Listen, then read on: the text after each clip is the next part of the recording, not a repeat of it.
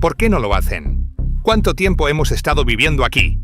No recuerdo que se haya hecho nunca. El embalse de Izovilnenskoye está al 20% de su capacidad. Rusia ha perdido su fuente de vida más básica en la guerra que comenzó para ganar territorio, el agua. El agua de su propia gente, sus soldados y las tierras que ha ocupado. En este momento, millones de personas están sin agua a lo largo de una vasta geografía, que se extiende por el frente sur de Rusia desde Belgorod hasta Rostov, desde Donetsk hasta Crimea. A menos 20 grados, los ciudadanos del país con el arsenal nuclear más grande del mundo esperan en largas filas durante horas para obtener un cubo de agua limpia. Y lo único que el Kremlin puede decirle a esta gente es: no habrá agua caliente hasta abril. Esto no es un informe de guerra. Es un colapso masivo en un país donde la sequía no existe. Crisis de agua. Una migración de supervivencia como la de Teherán en 2025. Y no son los misiles de Ucrania los que desencadenaron esta crisis. Son las propias decisiones de Putin. Las represas se han secado en Crimea, las tuberías han estallado en Belgorod, y las colas para el agua se han extendido por las calles en Rostov. Al igual que en 2024, cuando la presa de Orsk colapsó en Orenburg, miles de personas quedaron sumergidas debido al concreto podrido. El mismo reflejo estatal, el mismo mecanismo de encubrimiento, la misma impotencia. El ADN no ha cambiado, solo el escenario ha crecido. Cada uno es parte de una autodestrucción estratégica separada. Y ahora desentrañaremos cada capa, cada línea, cada dimensión de este colapso, una por una. La escena más horrenda de este colapso se está desarrollando en Belgorod, a solo 40 kilómetros de la frontera ucraniana, en febrero de 2026. Sin embargo, el desastre no fue provocado por un misil HIMARS ni por un ataque de dron. El desastre ocurrió cuando el aparato estatal ruso colapsó bajo su propio peso. Las imágenes muestran el asfalto agrietado, especialmente a lo largo de la calle 60 de octubre, con agua hirviendo brotando desde el subsuelo y formando una densa capa de niebla al entrar en contacto con el aire helado, reduciendo la visibilidad a cero. Esta es la presa Izovilnoye. Una vez el sustento vital de Crimea, esta presa de 70 metros de profundidad ahora está muriendo. Los grifos se han secado, los embalses se han evaporado. Desde Alushta hasta Simferopol, millones de personas esperan camiones cisterna con recipientes vacíos en sus manos. La gente está enojada e indefensa, tratando de sobrevivir con agua transportada. Familias vigilando el agua turbia que fluye solo 4 horas al día. Niños que no pueden lavarse. Miedo a epidemias. Ahora, 2,5 millones de personas se han convertido en refugiados en sus propios hogares, rehenes en su propia tierra debido a las ambiciones del Kremlin. Cuando Putin tomó el control de Crimea, envió al mundo un solo mensaje: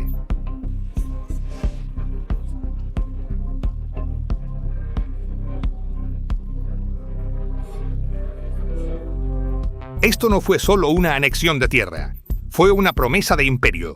Años de propaganda, puentes que costaron miles de millones de dólares, enormes bases militares y la deslumbrante vitrina del mundo ruso. Pero ahora, 77 asentamientos en Crimea están aislados de la vida moderna. La ironía es horrible. Esta península rodeada de mar por todos lados está muriendo de sed. La administración de ocupación rusa admitió oficialmente que para mediados de 2025 la península solo tendrá 90 días de agua y la ola de ira está creciendo. Y Putin está perdiendo completamente el control en Crimea.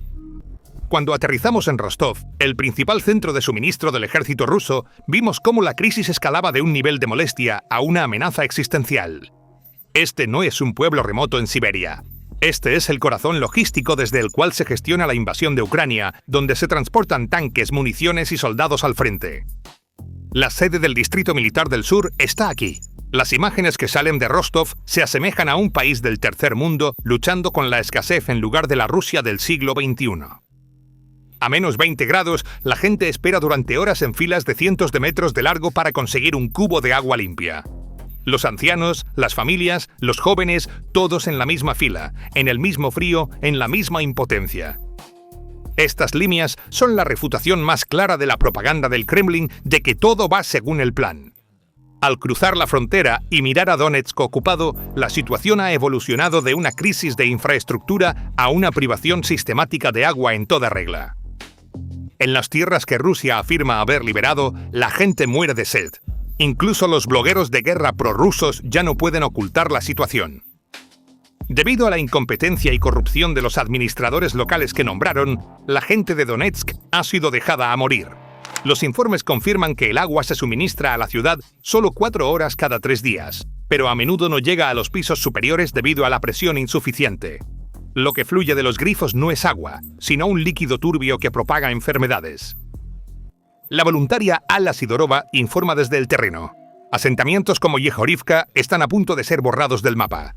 La gente se está yendo. Los que quedan están tratando de sobrevivir en la suciedad. La imagen de superpotencia de Rusia fue destrozada por las declaraciones del gobernador de Belgorod. La orden de evacuación del gobernador Gladkov no fue un protocolo de seguridad, sino la manera del Estado de decirle a sus ciudadanos: no podemos cuidarlos, arréglenselas ustedes mismos. Las llamadas de evacuación del gobernador Gladkov parecen más un intento de desviar la responsabilidad que un plan estatal organizado. Las llamadas a salir sin proporcionar la infraestructura logística necesaria para mover a 600.000 personas dejan a la población con la elección entre sufrir en las carreteras o morir en sus hogares. Moscú parece haber descartado efectivamente esta región como una zona de amortiguamiento, lo que representa un fracaso del papel protector del Estado a los ojos del pueblo. Estas llamadas, hechas sin proporcionar la infraestructura logística necesaria para mover a 600.000 personas, dejaron a la gente con la elección entre la posibilidad de perecer en las carreteras y la posibilidad de morir congelados en sus hogares. Moscú parece haber descartado efectivamente esta región como una zona de amortiguamiento. Esto significa que el Estado ha fallado en su papel de protector a los ojos del pueblo. Las condiciones claman por la evacuación urgente de millones de personas, pero la realidad sobre el terreno es horrible. Sin embargo, cuando miramos el panorama general, vemos que la mayor pérdida de Rusia está en Crimea. Crimea, la joya de la corona de Putin, se ha convertido en un desierto reseco por la sequía, y la causa de este colapso no es la sequía ni el cambio climático. Este es el efecto boomerang del enorme crimen ambiental que Rusia cometió al inicio de la guerra al volar la presa de Kakhovka. Cuando volaron la presa ese día, pensaron que estaban frenando la ofensiva de Ucrania, pero en realidad desconectaron el sistema de soporte vital de Crimea. Kakhovka no solo era territorio ucraniano, sino también la principal fuente de agua que alimentaba el canal de Crimea del norte. Cuando la presa fue volada, miles de millones de metros cúbicos de agua fluyeron hacia el Mar Negro, dejando atrás un valle seco, un suicidio estratégico por una ganancia táctica. La burocracia soviética había drenado el mar de Aral en la década de 1960 solo para regar campos de algodón. Cuando los ríos Amudarya y Sirdarya fueron desviados, lo que quedó no fueron peces, sino tormentas de sal tóxica. Ahora, la misma mentalidad, la misma imprudencia se está repitiendo en Crimea. La única diferencia es la velocidad. Secar el mar de Aral tomó décadas. Volar Kakhovka tomó unas pocas horas. El canal de Crimea del norte es ahora un lecho fantasma. El nivel del agua ha bajado tanto que las bombas masivas no pueden extraer agua. Las leyes de la física están trabajando en contra de Rusia, y los canales de propaganda no pueden cambiar ese hecho. Los datos satelitales son brutales. El enorme embalse de Isovelnoye, que una vez satisfacía las necesidades de agua de Crimea, ahora no es más que una extensión fangosa y seca. Las fotos satelitales muestran que la superficie de agua que antes era azul ha sido reemplazada por tierra marrón agrietada. El agua se ha ido. Tomará años, quizás décadas, regresar. En este momento, 77 asentamientos en Crimea están completamente desconectados de la red de agua. Estas personas dependen del agua entregada por camiones cisterna para sobrevivir. Imagina una península rodeada de mares, pero sin una gota de agua potable. Rusia está desplegando tropas para mantener Crimea, pero se ve obligada a gastar gran parte de su capacidad logística en transportar agua para esas tropas. Las acusaciones mutuas entre el gobernador Aksionov y Moscú muestran que el sistema se está pudriendo desde dentro. Crimea se ha convertido en una guarnición, atrapada entre la sequía, el caos logístico y los misiles ucranianos. Y cada soldado, cada civil en esta guarnición, está perdiendo un poco más la fe en el Kremlin cada día. Cuando los ríos se secaron en la provincia de Juzestán en Irán, los funcionarios en Teherán comenzaron a discutir la evacuación de la capital debido a la sequía. La razón no era solo el clima. La razón eran las políticas de represas equivocadas y la mala gestión de los recursos. Lo que está sucediendo en Crimea es una versión mucho más destructiva de esto, porque en Irán, al menos, la presa no fue volada por un enemigo. Putin voló su propia presa. Y a medida que la crisis se profundiza, está surgiendo una estructura mucho más oscura, la mafia del agua. El control de las fuentes de agua limpia y los camiones cisterna en la región está completamente en manos del ejército. Cuando la administración civil falla, la autoridad está en la punta de un arma. Los comandantes rusos vendiendo camiones cisterna militares de agua a civiles a precios exorbitantes es un feudo del mercado negro. El agua, que el Estado debería proporcionar a su pueblo de forma gratuita, se ha convertido en una herramienta de chantaje y lucro en manos de bandas uniformadas. La historia muestra que cuando se toma el control del agua, el orden social colapsa. Lo vimos en Siria, lo vimos en Sudán. Y ahora la misma dinámica está tomando forma en el flanco sur de Rusia. Esta es la fractura social más peligrosa, una que romperá el vínculo de confianza entre el pueblo ruso y su ejército, alimentando el riesgo de desobediencia civil y rebelión detrás de las líneas del frente. Si un Estado no puede proporcionar agua a sus ciudadanos en la ciudad sede principal donde está llevando a cabo su guerra, ¿cómo puede sostener la logística de esa guerra? Los camiones cisterna de agua se han convertido ahora en un medio de transporte vital, no solo para la población civil, sino también para las bases militares en la región. Y cada camión cisterna de agua en la carretera significa un camión de municiones menos yendo al frente. La máquina de guerra de Rusia está consumiendo sus recursos logísticos para alimentar la crisis del agua en su propio patio trasero. Cuando se cerraron las válvulas en Alepo, Siria, en 2012, el agua dejó de ser una fuente de vida y se convirtió en un arma en manos del régimen. Millones de personas huyeron no de los combates, sino de la sed. Las colas en Rostov son la versión rusa del mismo escenario. La diferencia es que en Alepo fue el régimen quien cortó el agua. En Rostov es el régimen quien no puede cortar el agua. Las personas que Rusia afirma haber rescatado están viviendo en peores condiciones que antes de ser rescatadas.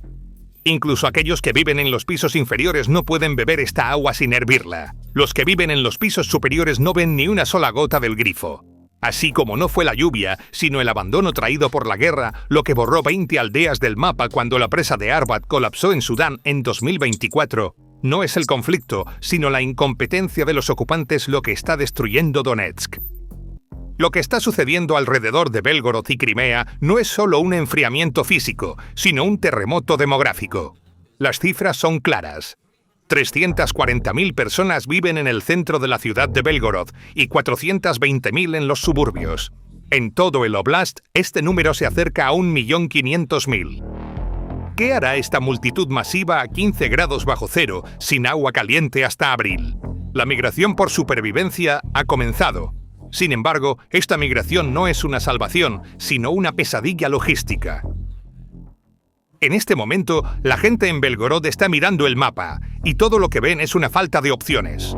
Las personas están divididas en 4 rutas diferentes, cada una tragedia separada. No hay un plan organizado para transportar a estas personas, ni hay infraestructura esperándolas en su destino. Las personas desesperadas, al ver que el Estado no puede protegerlas, están iniciando una migración masiva para sobrevivir. La ruta de escape más realista e intensa es en tren hacia regiones vecinas, a 4 u 8 horas de distancia, Voronezh y Oriol. Es barato y cerca. La gente se va con la esperanza de que todo estará bien en abril, nos quedaremos unos meses y volveremos. Tal como la gente de Pripyat creyó la mentira de que volveremos en 3 días, después de Chernóbil en 1986. Pero esta no es una solución temporal. Significa cientos de miles de personas sobrecargando la infraestructura de las ciudades vecinas y arrastrando a esas ciudades al colapso también. Aquellos con dinero, la población joven y la clase media, están huyendo a Moscú en un viaje en tren de 8 horas. Pero Moscú no es para todos. Los alquileres se han disparado. Para un trabajador común, un pensionista o una familia con un niño discapacitado, Moscú no es una salvación, sino un suicidio financiero. No se quedarán en las brillantes avenidas de Moscú, sino en las frías literas de los refugios temporales. Y cada ola de migrantes que llega a Moscú tensará un poco más el ya tenso tejido social de la capital. También hay quienes huyen al sur hacia climas más cálidos por su cuenta, pero este es un lujo caro que solo las familias de ingresos medios pueden permitirse. Krasnodar y sus alrededores ya están llenos de refugiados de guerra. Los precios de la vivienda se han disparado y la capacidad de la infraestructura está al límite. Las proyecciones indican que en las próximas semanas el 18% de la población de la ciudad, aproximadamente 70.000 personas y casi 100.000 personas en toda la región, abandonarán sus hogares. Una evacuación completa en condiciones de invierno es logísticamente imposible. El Estado ruso lo sabe. Por eso no está llevando a cabo una evacuación organizada, sino que solo está tratando de gestionar la situación bajo el nombre de evacuación selectiva. Las 300.000 personas restantes, los ancianos, los pobres, aquellos que no tienen a dónde ir, esperarán a morir congelados, aferrándose a la mentira de abril del Estado frente a radiadores que explotan. Al igual que después de Chernóbil, cuando las autoridades decían «no hay pánico, todo está bajo control». La misma mentira, el mismo resultado. Y cada ingeniero, cada técnico, cada trabajador calificado que huye de Belgorod está arrancando otro pedazo de la ya colapsante capacidad industrial de Rusia. Estas personas no volverán. Al igual que los cientos de miles de rusos que han dejado el país desde el comienzo de la guerra, se sumarán a las estadísticas de fuga de cerebros o sangría genética. La guerra de Putin está perdiendo no solo soldados, sino también a la sociedad. Y un Estado que pierde su sociedad, por mucho territorio que gane, en realidad se está reduciendo un poco más cada día. Las verdaderas fronteras de Rusia no se dibujan en el mapa, sino en el número de personas que quedan. Rostov, Belgorod, Donbass y Crimea. No son regiones ordinarias, sino órganos vitales de la máquina de invasión rusa. Rostov es el cerebro y el principal centro de mando de esta guerra. Aquí se encuentra el cuartel general del Distrito Militar del Sur. Belgorod es el puño y el principal punto de suministro que alimenta el frente de Kharkov. Crimea es el patio trasero y la base aérea del frente sur. Donbass es el punto cero de la guerra. Ahora, imagina estos órganos privados de agua. El agua no solo es necesaria para que las personas beban, es una materia prima crítica para los sistemas de enfriamiento de la enorme industria militar, el mantenimiento de vehículos blindados, el lavado de trenes que van al frente y, lo más importante, la esterilización de hospitales de campaña donde se tratan a decenas de miles de soldados heridos. El agua estéril es esencial para prevenir infecciones en un soldado herido que yace en una mesa de operaciones en un hospital de campaña. Preparar medicamentos, limpiar instrumentos médicos, lavar heridas para detener el sangrado, nada de esto se puede hacer sin agua. El colapso de la red de agua en Rostov significa que los trenes que van al frente no pueden ser lavados en los hangares de mantenimiento. El personal logístico se enferma. Los soldados heridos mueren por infección y la cadena de mando se ahoga en un caos higiénico. La retaguardia de Rusia está paralizada, no por encontrarse con el ejército ucraniano, sino simplemente por una infraestructura inadecuada, un suicidio logístico raramente visto en la historia. Cuando un tanque de desechos explotó en la instalación nuclear de Mayak, en Chelyabinsk, en 1957, Moscú se sumió en un silencio mortal que duraría años. Mientras el río Techa expulsaba radiación, el Estado observaba a sus propios aldeanos beber esa agua venenosa. Las aldeas borradas del mapa fueron víctimas del reflejo del Estado de encubrir las cosas. Hoy, las colas en Rostov, los grifos embarrados en Donetsk y los embalses que se secan en Crimea son la versión 2026 de ese mismo reflejo. Hay una crisis y el Kremlin guarda silencio. Pero el peligro real es más silencioso y más mortal que las balas, el colapso biológico. La sequía es un escenario de apocalipsis higiénico para el ejército ruso. Un soldado necesita al menos 3 litros de agua limpia al día, no solo para beber, sino para limpiar sus cantimploras, lavar sus uniformes y desinfectar sus heridas. En este momento, no hay agua en las trincheras del Donbass ni en los cuarteles de Rostov. Los soldados se ven obligados a beber nieve derretida o charcos de lodo. Enfermedades medievales están surgiendo en el frente. La disentería, síntomas similares al cólera e infecciones de la piel están dejando fuera de combate a más soldados que las heridas de bala. Un ejército moderno en el siglo XXI colapsando debido a la mala higiene, un caso de estudio que los historiadores militares examinarán durante décadas. El ejército de Putin está luchando contra Ucrania en las líneas del frente, pero no son las balas las que están poniendo a Rusia de rodillas. Es el grifo. Cada decisión es un dominó, y ahora todos los dominós han caído. ¿El resultado?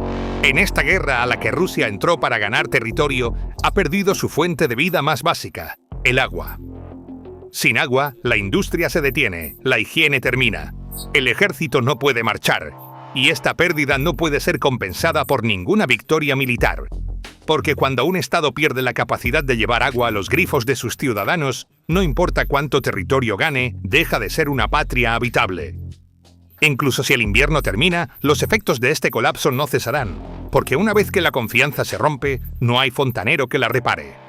El disparo de advertencia ya no viene del frente, sino del propio baño de los ciudadanos rusos.